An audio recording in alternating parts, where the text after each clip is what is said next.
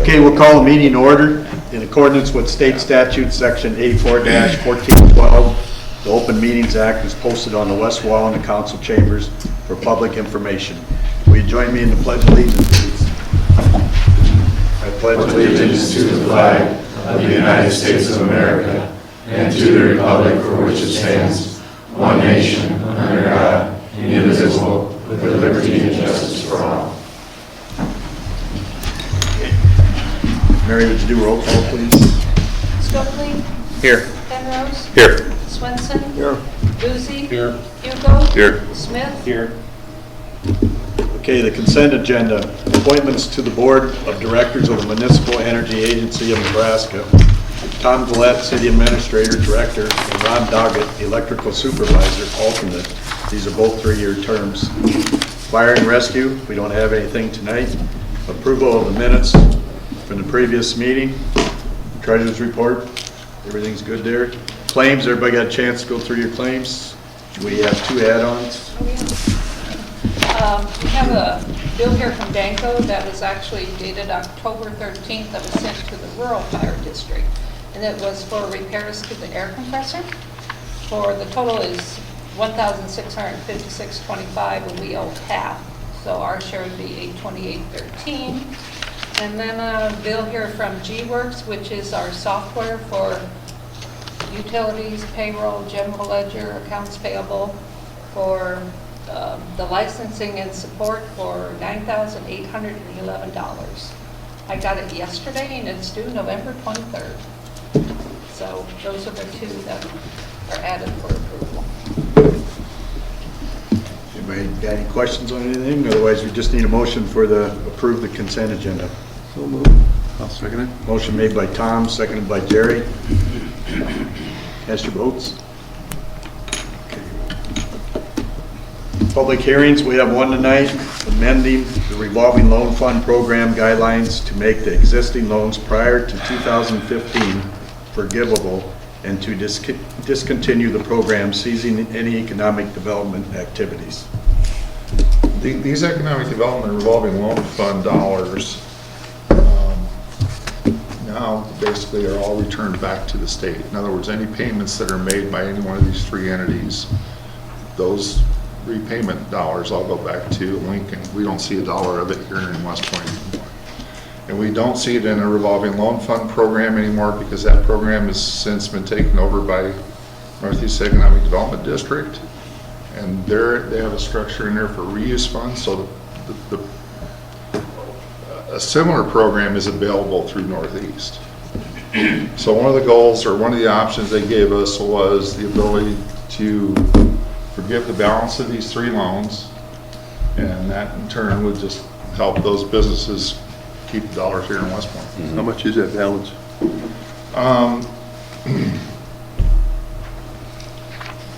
I can tell you what the individual amounts are. There's one for $31,188, one for $28,202, and then one for $3,400. And that includes interest. But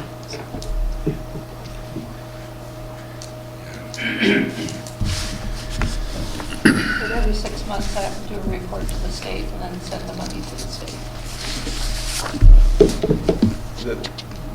The loan balances are less than half of what their original loan was. And they were low interest loans too. So 2.7, 2.8, and 2.4. Were they supposed to be paid off by now, or this is just the term of the thing? Or? No, they would continue until they're totally paid off, the balance of those funds, unless you have to forgive them. But as they make those payments, any payments they make from here on in, or have been making for the last, year and a half, goes back to DED. We don't see it here in West Point. Sure. So I talked to my rep at the DED, and he said that we could make these loans forgivable, that you guys have that power to do that. And then that keeps the money here, I would think. Because one goes to 2031. Right.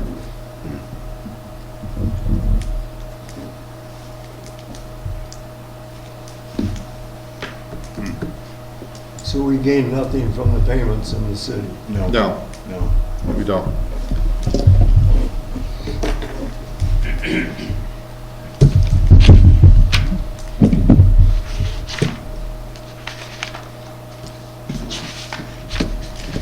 Any more discussion on this, or? No. Mary, read the resolution. Resolution 2022-23, be it resolved by the mayor and council that the 3 existing loans made prior to 2015 under the CDBG Economic Development Revolving Loan Fund Program are hereby made forgivable, and that the CDBG Revolving Loan Fund Program is hereby discontinued, ceasing any economic development activities in regard to the Revolving Loan Fund Program. Okay, I just need a motion to approve this resolution. I'll make the motion. Motion made by Rusty. Second. Seconded by Mark. Any more discussion, or cast your votes, please? Okay, motion carried. Bids, we have none tonight. Current business, Rescue Department, discuss obtaining a grant through the state ARPA funds for a new ambulance. Drew Weimer.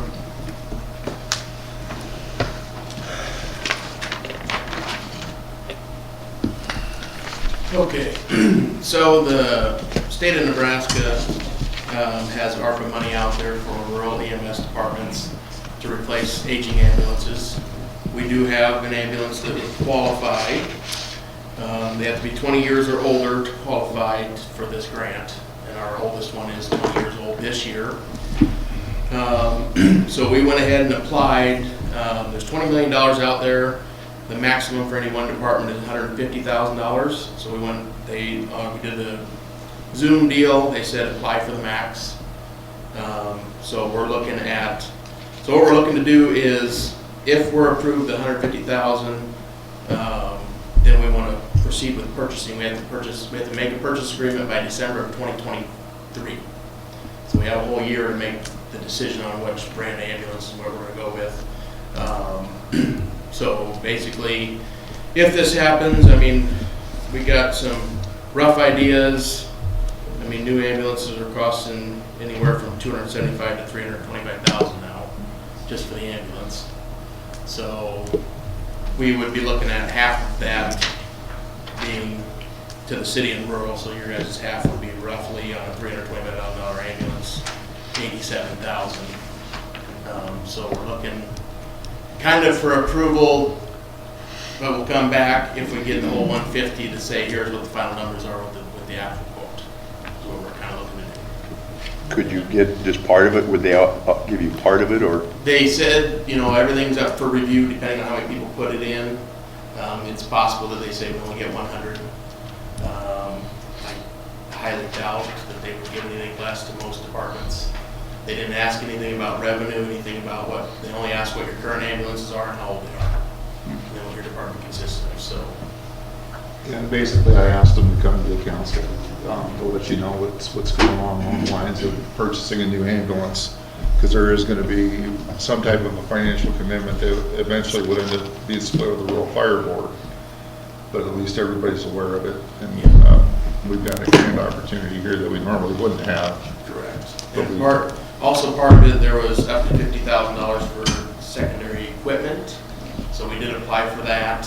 It could be used for cots and monitors and things like that. So, kind of seeing what the state's going to give. They did say if the $20 million isn't used up, they might do a second round, and there would be no. You could reapply if there's still money available. So I'm not saying 150 is the max, it's the max we could apply for now. Could apply for more later. And then if you might read in the paper too, we did apply for a Dinklage grant to update our cots through the county. We had initially went to the county for some ARPA money. They declined. They said go to the Dinklage Foundation. So there is the possibility there we could get approval from that to update to the newer power cot that's a little bit faster, a little bit more easy to maneuver, a little bit smaller, can get into smaller spaces. If we get both grants, we could be looking at saving, that's going to think we applied for $138,000 there, so could save, somewhere around $200,000 to $300,000 for the city of rural if we get everything that we applied for. So, And it's what, 2 years out, if we order it? yeah, new squad is 2 to 3 years out, so obviously get the money, make our purchase, we might not have it until 2025, 2026, which would put our oldest ambulance at 25 years old at that point in time. So,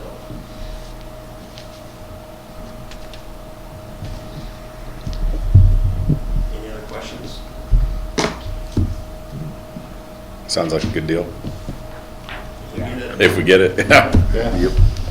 Thanks. Thanks, Drew. Thank you, Drew.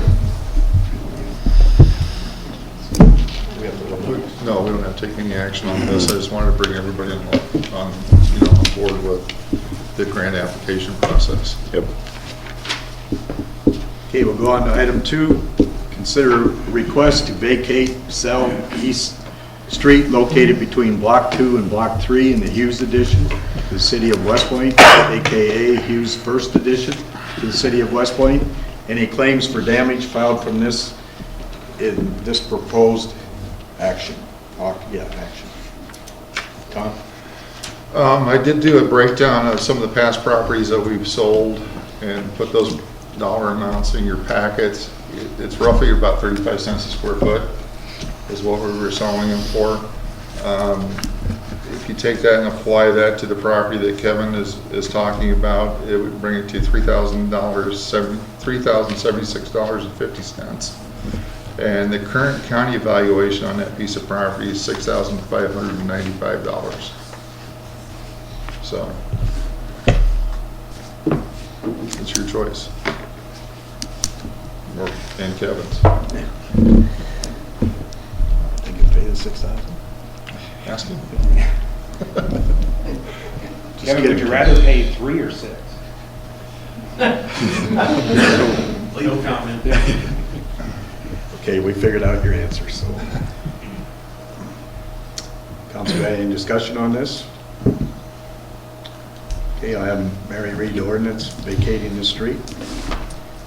This is ordinance number 1437, an ordinance of the City of West Point, Nebraska, vacating East Street located between Block 2 and Block 3 in Hughes Addition to the City of West Point, also known as Hughes First Addition to the City of West Point, Cumming County, Nebraska, as described herein, providing that the city retain the title thereto, repealing all ordinances and parts of ordinances in conflict herewith, describing the time when this ordinance shall be in full force and take effect, and providing for the publication in pamphlet form.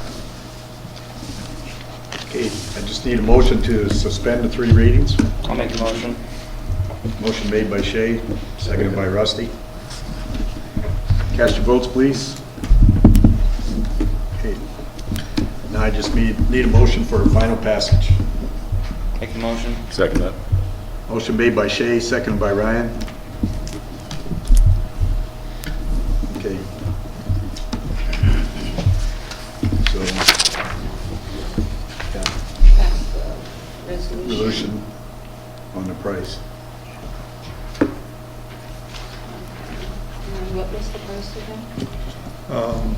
35 cents per square foot.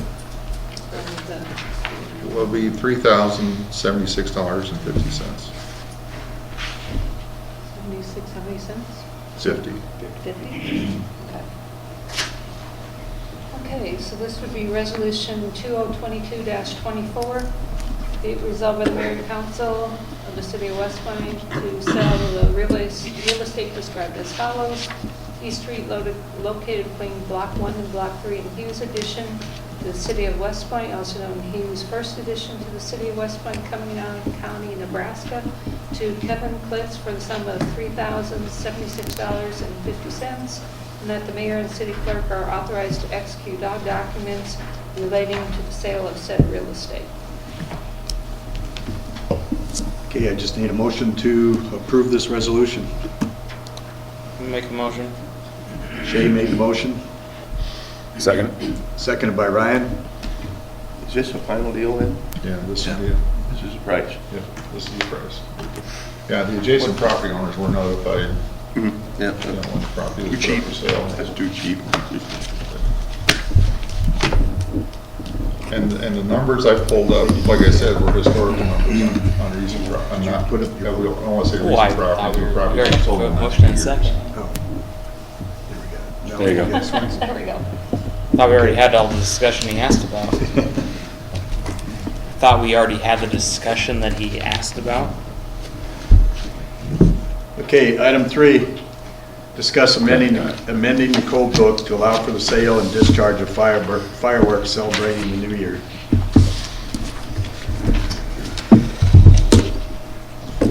Okay.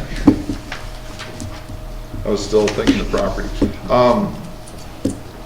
The ordinance that's in front of you has been changed significantly from the ordinance that we talked about in the last meeting.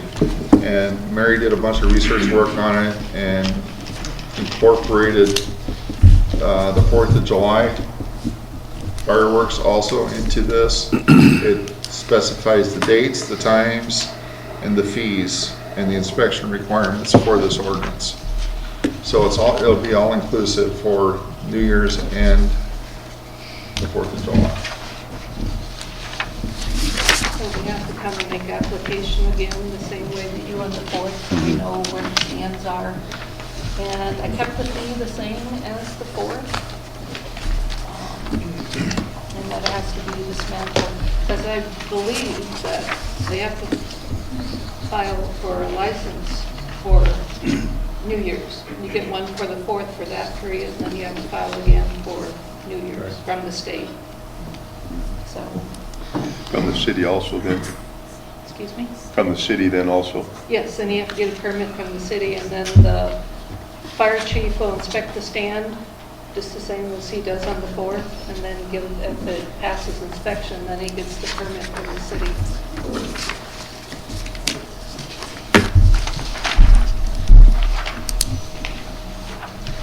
Has the police department chimed in on this, what they think, or? Not really. No. You know, I asked John if he's heard anything more on it, and he said, you know, the usual things. You got a few people that are for it, a few people that are complaining about it, but nobody that's actually come forward and said anything other than, you know, Bill Summers at the last meeting.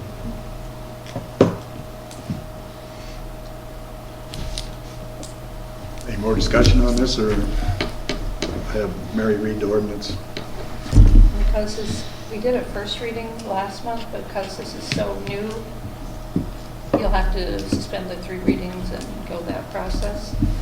So this is ordinance number 1435, an ordinance of the city of West Point, Nebraska, amending Article 4 of Chapter 7 of the Municipal Code relating to the sale and use of fireworks by allowing the same for the celebration of the new year, repealing all ordinances in conflict with this ordinance and prescribing the time when this ordinance shall be in force and take effect, and providing for the publication of this ordinance in pamphlet form.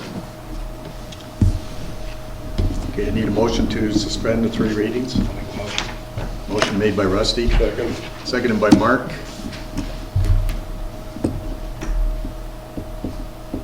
Gary can't vote, that's right. Okay.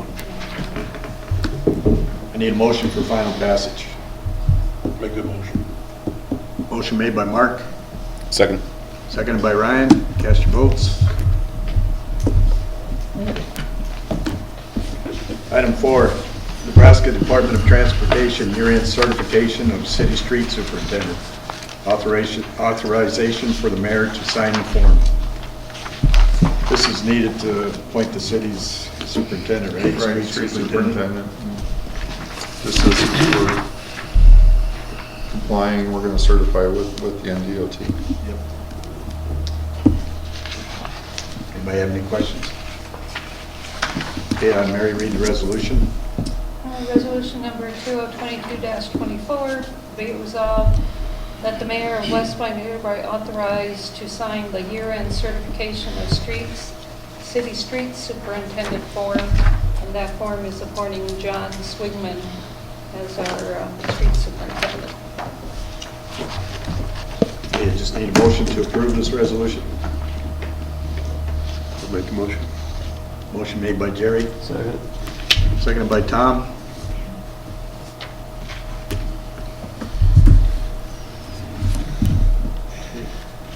Motion carried. Item 5, professional service proposal of MDT for the 2021-2022 independent municipal audit. This is the former Morrow Davies and Tell. They've historically done our audit. They've done a great job for us. It's a little less than last year because this year we won't have enough federal money, or we have federal funds to where we have to do a single audit. So the cost is down a little bit, but it's still up from a base audit. The other thing we're hearing too is they're getting fewer and fewer entities that are doing municipal audits. So it's a challenge to get auditors, is what we're hearing.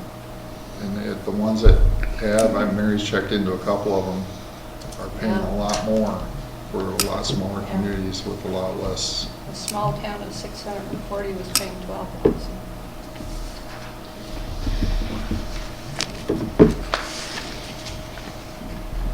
Do we have any discussion on this, or I need a motion to approve this proposal? So moved. Motion made by Tom, Second.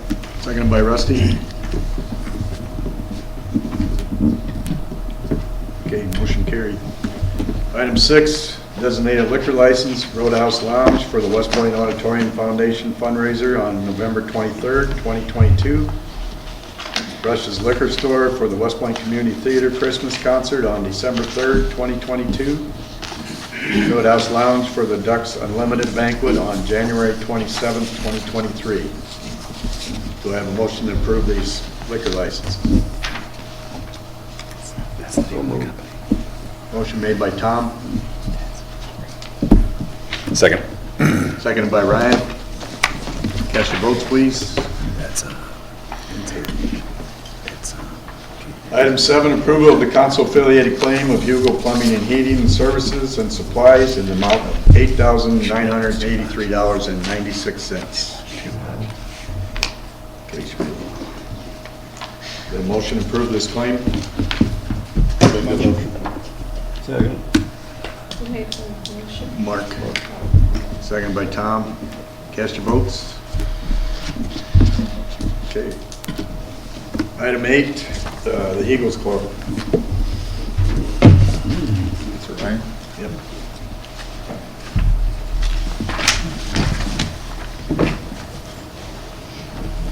All right, I got a short slideshow. I'll copy that.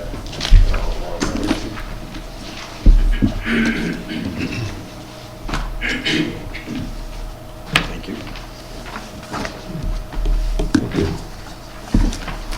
Thank you.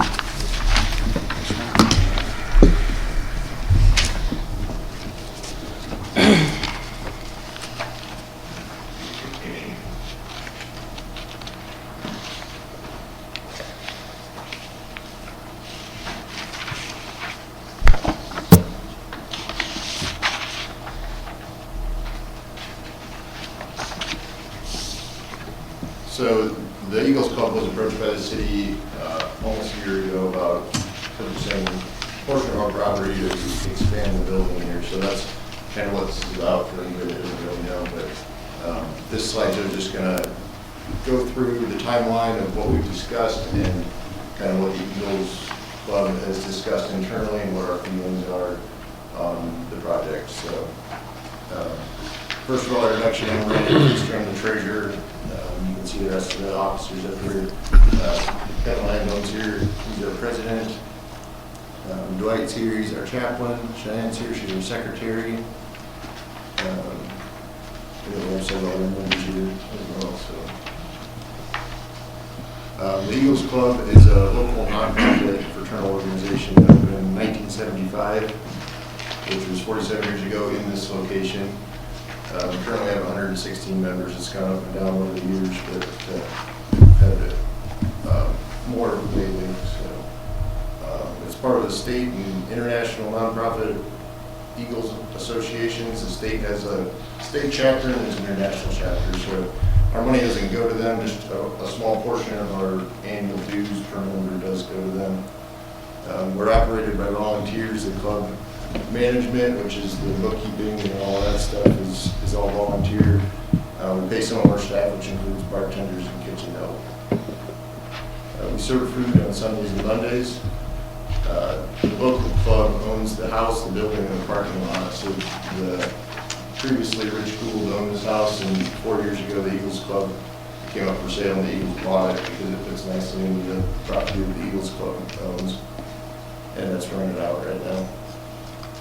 All the profits from our local clubs go to property upkeep, and any money above and beyond that we give away in donations to local organizations and charities.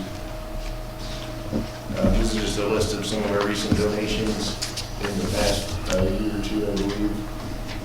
Veterans Park, Uber Boosters, Cadet Boosters, 4-H Council, County Fair, Franciscan Care Services, J-Fest, Little Gems, Teammates, VFW, Cub Scouts, Food Pantry, Little League Baseball, Post Prom, West Point Rescue, West Point Trap, and Volunteer Fire Department.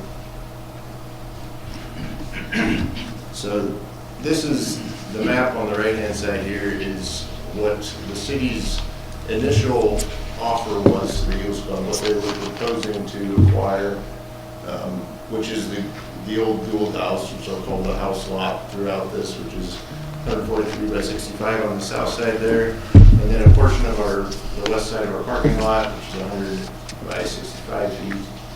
So the initial offer was for $146,000 total for both of those parcels together. And that offer was made in a letter from the city attorney. That was the first communication that the Eagles Club had received about the project.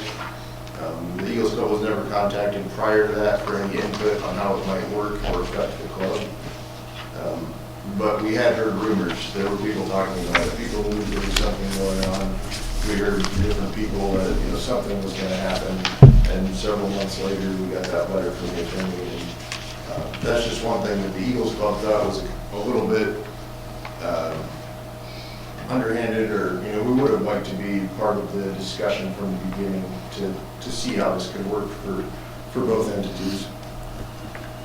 So then the offer history, the first one was on December 17th, which I kind of went over. It was $146,000, $120,000 for the house and $26,000 for the back lot, which comes out to $4 a square foot. In 2014, the city had an appraisal done on a portion of our back lot in an attempt for wanting to purchase a portion of our back lot. And at that time, just for information, it was appraised at $5 a square foot. So for whatever reason, between then and now, and the appraiser was the same, the valuation went down for that portion of that lot.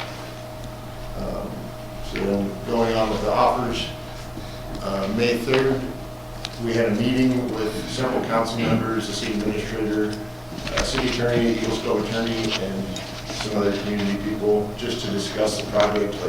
Like I had said, we haven't been involved in the discussion originally, so we wanted to discuss with Fire Rescue and whoever else had input on the project. And that was a fairly productive meeting. We got kind of on the same page as far as what would work for the Eagles Club and what would maybe work for the city. So May 9th, the city offered $120,000 for just the house lot, which included the residential structure for relocation, meaning the Eagles Club could keep the physical house structure and take it off the lot.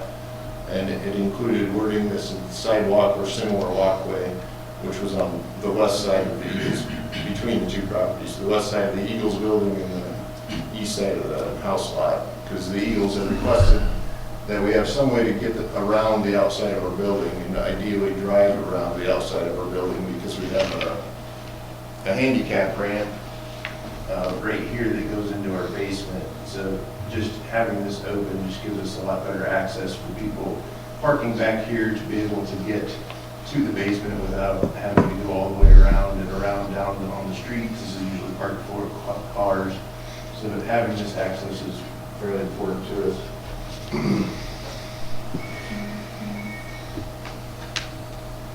And the picture there was the city or city attorney provided. That was what they said with that offer would be the approximate expansion of the city building. May 26th, the Eagles sent a counteroffer of $195,000 for the house, the 20-foot easement on the west side of the building, which would be big enough to drive through, a 20-year agreement not to use eminent domain on the remaining Eagles Club property, and included the other terms of the original offers, which is the relocation of the house. And yeah, just basically the relocation of the house. June 9th, the city sent a counteroffer of $150,000 with a 10-foot easement on the west side, and rejected our request for moratorium on eminent domain. And at that time, it was said that they did not want, the council to make decisions for future councils, which internal discussion with us, we thought that that was really just a way of saying no, but kind of hiding some other agenda behind that, because obviously building a $2 million expansion or all the decisions the council makes on a daily basis affects future councils. So to us, saying it affects future councils doesn't really hold any water. June 21st, the Eagles sent a counteroffer for a 15-foot easement, which was 5 feet less than they had previously requested, but for driving around the building, and a 20-year moratorium on future eminent domain on the rest of our property. On July 6th, the city sent a counteroffer for a 10-foot easement, a 5 moratorium on eminent domain, but excluding the 65 by 100 portion of the west half of our parking lot, which is the primary reason we're asking for a moratorium, because we don't want to, if we lose this, we don't want to lose that as well. So that really wasn't agreeable to us. So, and in that offer, the city additionally asked for first right of refusal on the purchase of the Eagles property if it was ever to be sold. August 2nd, the Eagles requested an offer from the city on the entire property, excluding the house. The Eagles' commercial property, we asked the city if they would be interested in purchasing the entire thing. The city responded that they would consider it if the price was around $150,000. And basically that discussion went no further. We felt like that was not a workable number. August 12th, the Eagles offered $150,000 with a 15-foot easement and a 15-year moratorium on the entire property, and agreed to first right of refusal on the property for 15 years. So we gave a little bit on the length that we were requesting for the moratorium and agreed to the first right of refusal. September 14th, the city responded that they can't give up the square footage of the building for the 15-foot easement, and doesn't want to offer the moratorium of more than 5 years. And the offer to purchase the other property was reiterated in that as well for $150,000, and with the potential of it being leased back to the Eagles Club to operate in. And the reason I wanted to get all those, it was kind of a long, it was over almost a year of negotiations. It was all in the package. You can kind of look through and see how we, each side did give some, but ultimately we didn't come to an agreement. And so the Eagles Club, as it stands today, what we've discussed internally is that the final offer that we had is what we're still willing to do today, which is $150,000 for the house lot with a 15-foot easement on the west side for driving, 15-year moratorium on eminent domain on the entire remaining property, and a 15-year first right of refusal for the city on the purchase of the property if we were to sell it. And we would be allowed to remove the residential structure from the house lot. So we really don't want to move on the 15-year moratorium, because for us, the money that we're going to get by selling this house, we're going to put into the club and make it, a better place. And if we do that, and then the city says, oh, we're gonna take this part of your parking lot, and then what happens next? Well, maybe we want a little bit more of it, and then all of a sudden we kind of get pushed out, and all this money we put into renovating our club, we're not necessarily going to be able to recuperate. So we need some type of logical time frame. And 5 years just isn't long enough. 15 is more of a for renovations that are permanent for that to make sense for us. So this is our final kind of offer as far as negotiating the sale of the lot. So then after this, I'm just going to go through a couple things, ideas that we have. We don't know that where the council or the fire department is on the entire process, but just ideas that have been discussed that we want to bring to your attention for consideration. So this first picture is the right side of the building here is just a copy of this. So this is the 5 bays that are part of the fire station right now. So just copied that and pasted it right next to the building here to show that a 5 double bays can fit here with a 15-foot driveway. And to us, initially it was communicated that it needed 1 or 2 more bays in their building. So to us, like, you can fit, 10 bays, they're too deep, but 5 bays too deep, and that should be plenty of room. So we're not sure why we can't come to an agreement.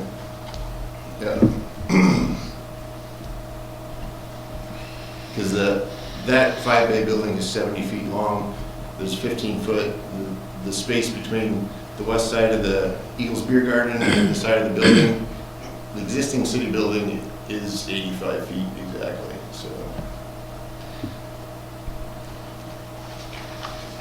So we'd like the council and the fire station to consider relocating their plans for a new fire facility.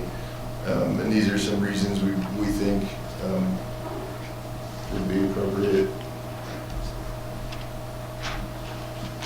There'd be no impact to a local family. Is Chrissy and Kyle that live in the house over here and their kids, I think they got 4 or 5 kids, and they pay rent, and they more than likely would have to pay quite a bit more rent if they had to find a new place to live. And everybody knows that it's hard to find a place to live in West Point, so it's going to impact them. They're going to have to move out and find a different place.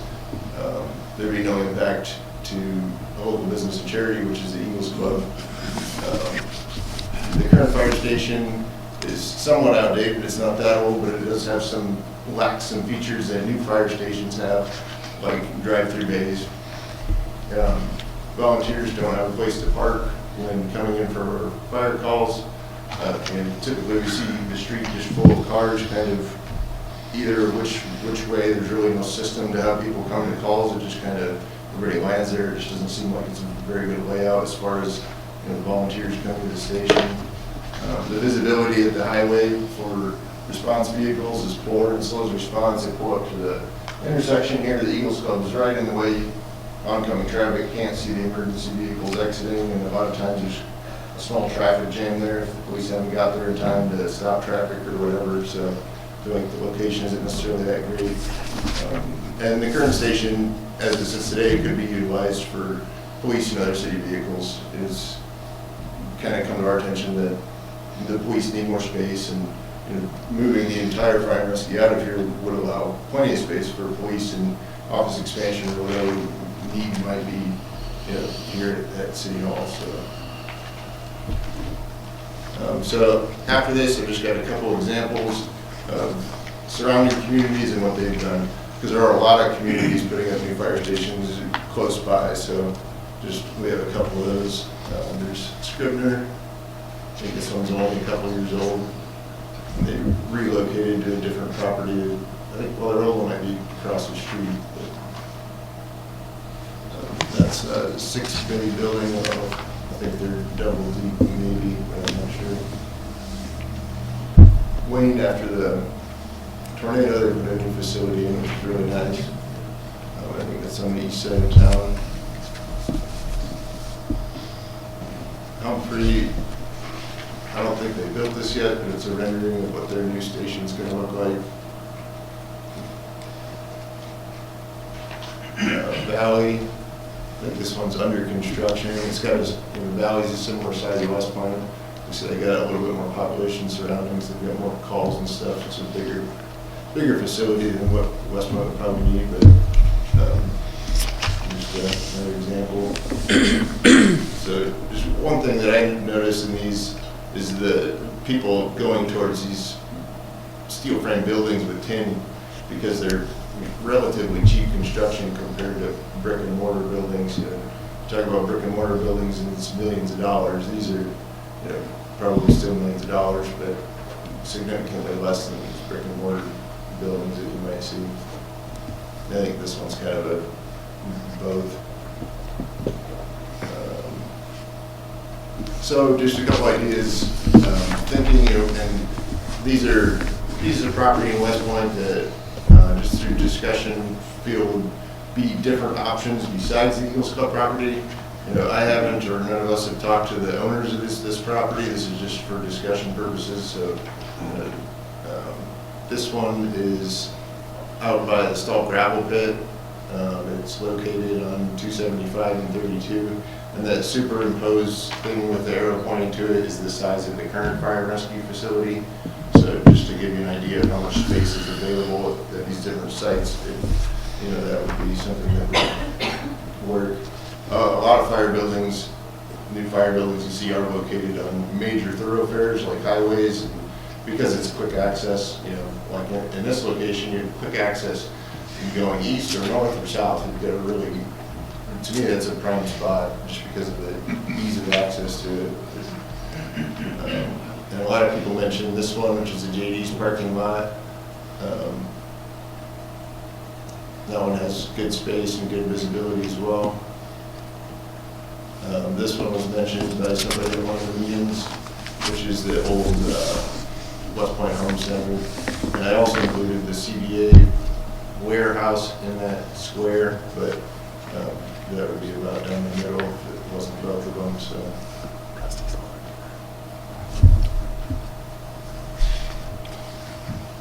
The old gas and shop building. This one might be a little tight, but I thought it was something to compare to. So it's a vacant lot at West Point as well.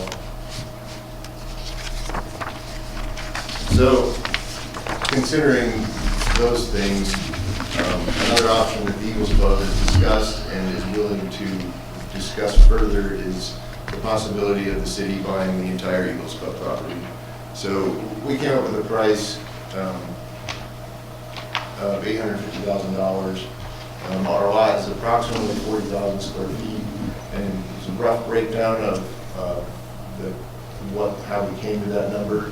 $200,000 for the house, $350,000 for the Eagles commercial property, and $300,000 in relocation expenses, which comes out to $1,375 a square foot. And if you look at what JD's lot sold for, that was $14 a square foot, and they demolished all that. So it's really a pretty fair comparison, because all this would be demolished as well. The thought behind the relocation expense is that we are going to have to relocate, and if there was eminent domain proceedings on the entire property, we would be entitled to relocation expenses. So that's kind of the thinking behind adding that in there. But really, for us to move, and this is not what we want to do, but it's something we would consider. For us to move, it would cost a lot of money, because there's just really nothing else available in West Point. And to move, an entire kitchen with kitchen hood and a bar, to move all that stuff just isn't going to happen for nothing. So it would cost quite a bit of money to move. So that's something we'd like to be considered potentially. And the last couple slides, just some of the concerns that we've had with the process. As I mentioned before, the Eagles wasn't included in the initial discussion or planning, which we would like to be. I think we could have got a lot farther, a lot quicker if we would have been able to, be included with those meetings. One thing that's been brought up multiple times is that the Gould lot was for sale 4 years ago. The city had the opportunity to purchase it at that point.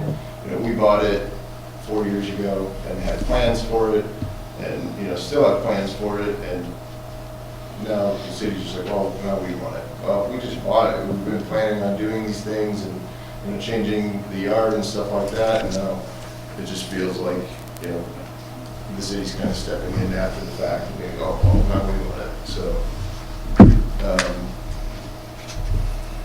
I mentioned this before too, the need conveyed was a couple more days. What the city proposes, and I showed you that graphic, is a lot more than that. No plans have been provided to the Eagles Club. We had tried to get an appraiser to negotiate this, and we talked to an eminent domain appraiser, and without plans, the eminent domain appraiser can't do his job. So that's something that we haven't been shown. We don't know if they exist. It's been indicated that there are no plans, but we would like plans if they do exist, because in future plans, like a 5-year plan, a 10-year plan, if that exists.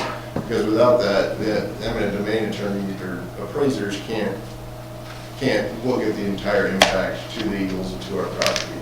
So I think that's, if we go forward with litigation, that's going to be something that's going to have to be, exist before that happens. So, new fire rescue stations are typically built with a combination of bonds, USD loans, and grants. Why not go down that path and let the citizens decide if they want to spend money for new fire and rescue facilities? If it's really a needed thing, it shouldn't be hard to get the citizens on board with that. If the house lot is acquired with no moratorium, which could happen through litigation if that were only for the house lot, how can the Eagles Club feel comfortable spending money on its current facility, not knowing when the city will come back for more? And I kind of touched on that before, but same idea, just said, if this goes forward, we're really going to have trouble feeling comfortable updating our current facility, because it's just been kind of like we just don't know how much more the city's going to take. And if they're not going to agree to it, well, that means agree to not taking it. That probably means you're going to try to take it. So that's how we feel about that. Impact to the Eagles Club. Losing the house lot, this is kind of the house lot and the north lot, loss of rental income, $1,000 a month, which is significant to our club because we operate on fairly thin margins. We don't, we're not making a ton of money. Barbara's isn't that huge anymore, so that is a significant loss of income, and we'll be compensated as far as the value of the house, but the $1,000 a month is extra income for us right now. And that's for the house and the rent in our parking lot for a couple different entities that we rent to. Loss of space for events like our annual barbecue and other busy nights. There are nights we use the whole parking lot for parking. It's not that often, but we do use it occasionally. And the barbecue, we use the entire parking lot. And other events that we've had, we've fenced off and used the whole parking lot. Loss of access to the property because of the alley closure. Basically we can get to our back lot 2 ways right now, and basically you're going to be forcing most of that traffic towards the highway instead of the back of the building, which, especially in our environment, feels important to maintain our back access to the facility for obvious reasons. It is what it is. So uncertainty about the future of the property, which we've talked about. The house lot was bought to give the Eagles Club options to expand and reorganize the layout of its facility. So that was our idea, buying that house, is to kind of reorganize our building and our parking lots and stuff like that. That would no longer be possible. The Eagles Club is considering relocating its kitchen to the main floor. And in addition, under the building for a game room, pool, shuffleboard has also been discussed. So those are things that we would like to do, but this has put a damper on, and it's going to change how soon or if we ever do those things. So in our mind, the path forward for this entire process, there's 4 options basically in order of preference. So the top is the Eagles Club most preferential choice. So first would be relocate, redesign, or rethink the position of the fire hall or the addition, whether it be changing the shape of it on this building or relocating. Accept the terms of our last offer on the house lot, so that's our second preferential outcome. We don't want to litigate, we don't want you to buy the whole thing. You know, first of all, we'd like you to consider something else, but we feel the terms of that, the offer that we put forward are fair and make sense for us, so we prefer that that happen. Third, to litigate, which is going to take a lot of time and a lot more donated time, you know, on our side, so, and costs for attorney's fees and things like that. In litigation, the city might be required to pay unknown severance damages, and that's something that, you know, your lawyers can discuss, but severance damages is the loss of our property's impact to our business, and that's determined by the court ultimately. And if you Google it, there's all sorts of news articles about severance damages, and they range from nothing to millions of dollars. I'm not saying it would be that much, but it's all up to the courts that deal with the case and how they present it. So, and cost and time for litigation. And then the final option is to purchase the entire parcel, which we kind of laid out in that previous slide. So, any questions?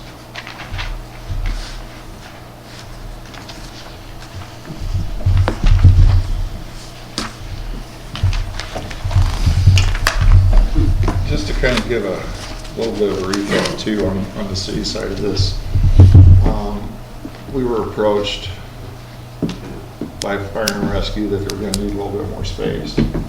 And when that was initiated, we went back and we had to look and see what our options were. And our options are pretty, I don't want to say simple, but straightforward in that if we add on to the existing facility, we can do so without a vote of the public for up to $2 million. It's got a $2 million cap. If we go to another independent facility like Ryan was proposing, that would take a vote of the public, and then the funding process would come along with that, because you would propose that along with that vote. Now, no matter what we do here, in this case, is if we put on a $2 million addition, that will go to the lid limit, or the levy limit for property taxes, because that will go under a public safety bond. So if you all recall, we just lowered our levy limit down to 0.39. That difference between 0.39 and 4.5 was a little over $30,000, if I remember correctly. So you do the simple math on what that could mean, you know, adding it back to the property tax rolls to offset that difference of that $2 million addition versus what a new facility would cost. That's where some of those challenges come into, and what our obligation is to the taxpayers. The other piece of this isn't the only project we've got going. We have a levy system that we're looking at that's going to come in somewhere between $2.5 to $4 million. That will also go onto the tax rolls, because that's based also on a safety bond scenario. So those are the things that I think that, you know, perspective that we have to keep in mind when we take a look at this as a whole. And then when you look at what, you know, in some of the discussions with Fire and Rescue both, the additions that we're looking at are long-term additions, long-term, I want to say fixes for the equipment and the size of the equipment that they're requiring to go to. So it gives us a little bit more opportunity and long-term growth. So those are the other considerations that we're looking at here. And that's where the real challenges come in, is how much do you want the taxpayers to pay for?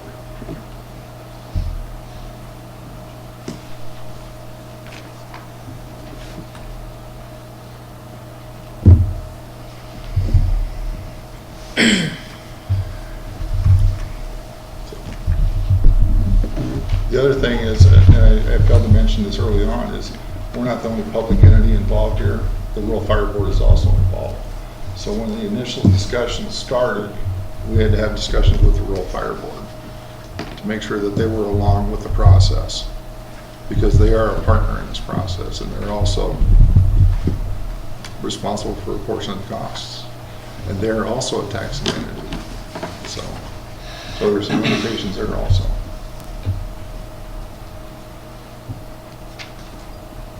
And usually you get a group of people like that together, you know, whether it's just in routine discussions with fire rescue, rural fire board, it doesn't take long for those things to get out to the public, and I don't begrudge it getting out to the public. But there's definitely got to be a process that we go through before we can deliver something. And I think that's where the Eagles felt somewhat slighted, and that was never the intent. We just wanted to make sure that everybody was along for the project before we presented anything. So.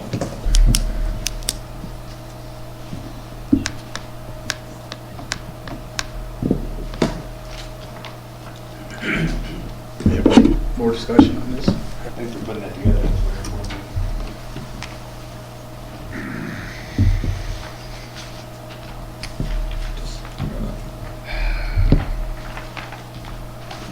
Go in closed session.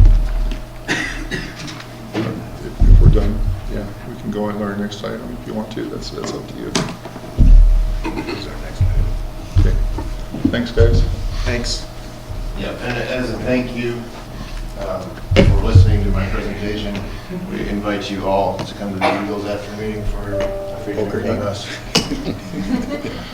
And we're doing some renovations there in the back room, which is kind of interesting. We tore the ceiling out. So. Should come present more often. I've never been on 3 years before.